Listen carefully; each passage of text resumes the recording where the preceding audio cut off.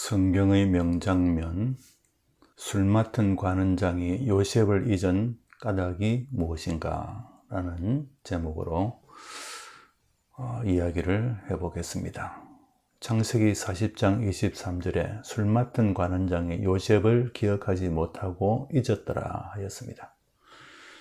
술 맡은 관원장이 요셉을 기억하지 못하고 잊었다는 것은 액면 그대로 믿기는 힘듭니다. 그가 바로의 재신임을 받을 만큼 총기가 있고 실력이 있는 사람인데 감옥에 있을 때 자기에게 큰 위로와 희망을 전해준 사람을 2년간이나 기억하지 못한다는 것은 말이 안 되기 때문입니다. 그러므로 그가 요셉을 기억하지 못한 것이 아니라 기억하지 않은 것으로 보아야 할 것입니다. 자연히 잊은 것이 아니라 일부러 잊은 것이라고 말입니다. 그것에 대하여 좀 더 알아보고자 합니다. 요셉은 바로의 친위대장 보디발의 아내로부터 큰 누명을 쓰고 감옥에 갇혔습니다. 그러나 그는 하나님의 은혜로 그곳에서도 성실하게 일하고 섬기는 삶을 살았는데 마침 감옥에 갇힌 바로의 고위 공무원들을 수발하는 역할을 맡았습니다. 쿠데타 음모 사건에 연루된 술 맡은 관원장과 뜻 굽는 관원장이 그들이었습니다. 요셉은 여러 날을 그들을 성실하게 잘 섬겼습니다. 그러던 어느 날 아침 요셉이 그들을 수종들기 위하여 그들에게 갔을 때 그들의 얼굴에 근심의 빛이 있었습니다. 요셉이 그 까닭을 물었습니다. 그것은 그들이 꾼 꿈 때문이었습니다. 그들은 같은 날 각각 꿈을 꾸었는데 그것이 예사롭지 않아서 번민하고 있었던 것입니다. 그러자 요셉은 이렇게 말합니다. 해석은 하나님께 있지 아니하니까 청하건대 내게 이르소서. 그리하여 술 맡은 관원장이 먼저 자기가 꾼 꿈을 이야기했습니다. 요셉이 그 꿈을 듣고 해석을 해줍니다. 그가 무혐의가 되고 복직하게 된다는 해몽이었습니다.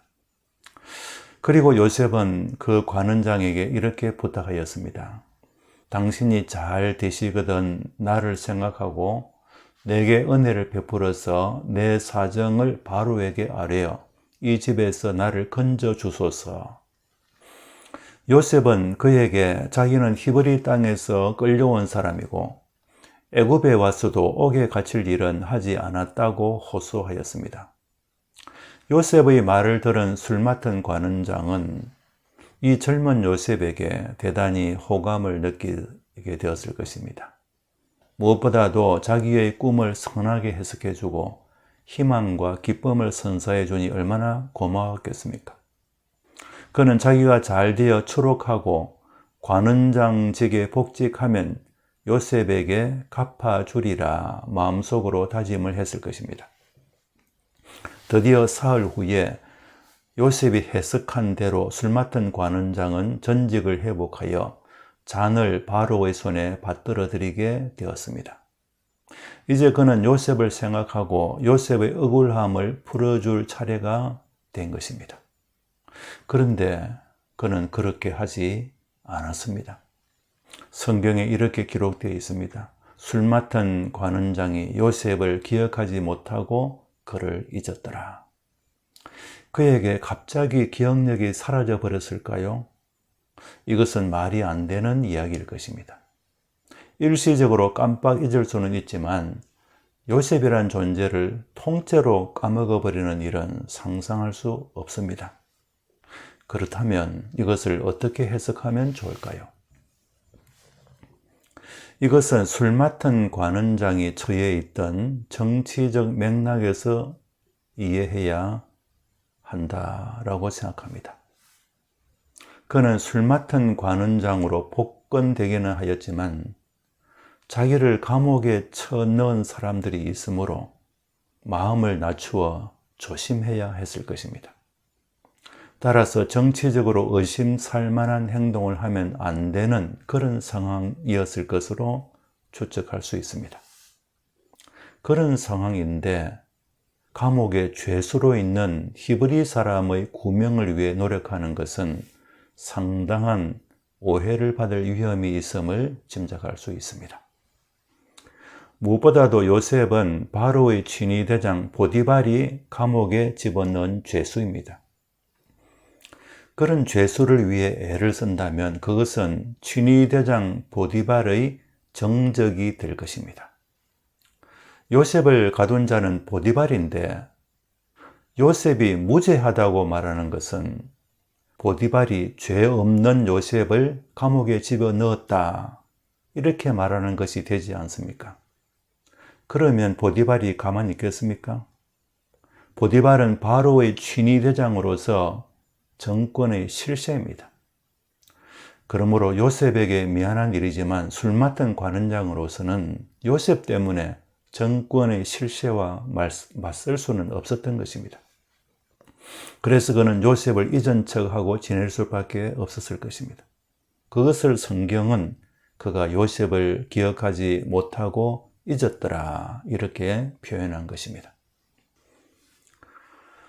이런 관원장을 우리는 어떻게 평가해야 하겠습니까? 우리 주위에 이런 관원장 같은 사람들이 굉장히 많을 것입니다.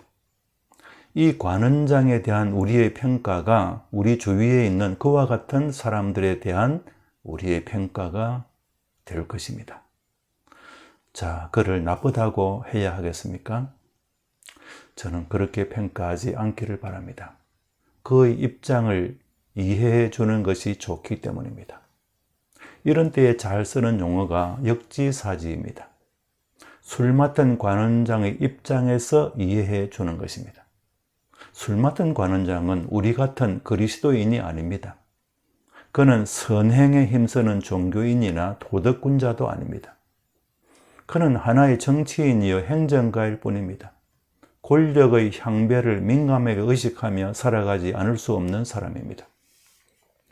그런 관원장에게 있어서 요셉 같은 히브리 출신 노예는 아무 도움이 안 되는 사람입니다. 감옥에 있는 요셉은 자기의 정치적 장래에 걸림돌이 될 뿐이었습니다. 그래서 그는 요셉에 대한 기억을 애써 지우려 하였을 것인데 우리 가운데도 이런 상황이라면 그렇게 안 할 사람이 얼마나 되겠습니까? 요셉의 입장에서는 매우 섭섭하겠지만 이해하고 넘어가는 것이 좋지, 그렇지 아니하고 마음에 두고 있으면 자기 자신만 상하게 될 것입니다. 하나님을 믿는 요셉으로서는 하나님이 자기에게 참 무심하시다 그런 생각이 들었을 수도 있습니다. 그러나 하나님은 결코 요셉에게 무심한 분이 아니었습니다.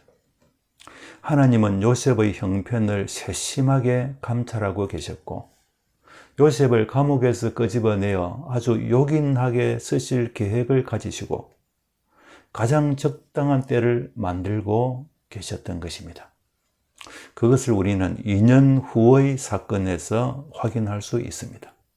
그때 술 맡은 관원장이 다시 등장합니다. 2년 후에는 그가 어떻게 하는지 또 왜 그렇게 하는지도 흥미진진한 마음으로 한번 살펴보겠습니다.